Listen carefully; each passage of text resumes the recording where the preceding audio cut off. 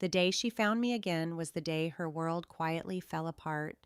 I didn't raise my voice. I didn't argue. I didn't even ask her why. I simply disappeared. For 6 months, I became a ghost. My name is Adrian Cole. I was once a man who believed loyalty was everything. My wife, Vanessa, was my entire world. She was beautiful, charming, and the kind of woman people admired the moment she entered a room. We had been married for 4 years, or at least I believed what we had was real until the night I discovered the truth. It wasn't dramatic. There were no screams, no shattered glass, just one message lighting up her phone while she was in the shower. I already missed last night. It was from someone I knew all too well, Lucas Grant, my business rival and my greatest enemy. That moment didn't destroy me, it transformed me. I didn't confront her. I didn't give her the satisfaction of seeing my pain. Instead, I smiled when she stepped out, kissed her forehead, and the following morning, I was gone. No note, no trace, no explanation. Vanessa searched for me. I know she did. Mutual friends told me she was worried, confused, even heartbroken, but I no longer cared about her feelings. While she played the victim, I was creating something far more powerful than revenge. Fueled by anger, I was preparing something cold, calculated, and unforgettable. I quietly sold off my old assets and started over with a new identity in another city. I built a new company from the ground up, using everything I knew about Lucas's weaknesses.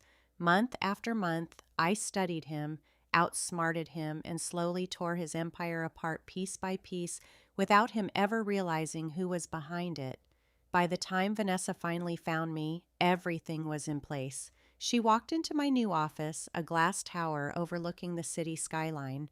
I noticed her reflection in the window before she said a single word. She looked the same, but exhausted, overwhelmed, no longer the radiant woman I once knew. Adrian, her voice shook. I turned around slowly, calm, composed, almost unrecognizable from the man she had betrayed. You took your time, I said coldly. Tears instantly filled her eyes. Why did you leave like that? Do you have any idea what I've been through? I nearly laughed. What you've been through? I stepped closer, my voice quiet but cutting. That's interesting. She hesitated before whispering. I made a mistake. I regret it. Lucas meant nothing. She spoke his name as if it carried no weight, as though it hadn't destroyed everything. I walked past her and pressed a button on my desk. The large screen behind us came to life. News headlines, financial reports, legal notices, Lucas Grant's company bankrupt, ongoing investigations, fraud, corruption, everything exposed. Vanessa stared at the screen in confusion. What is this? I looked at her, my expression completely empty. This, I said softly, is what happens when you betray the wrong person. The color slowly drained from her face. Adrian, what did you do?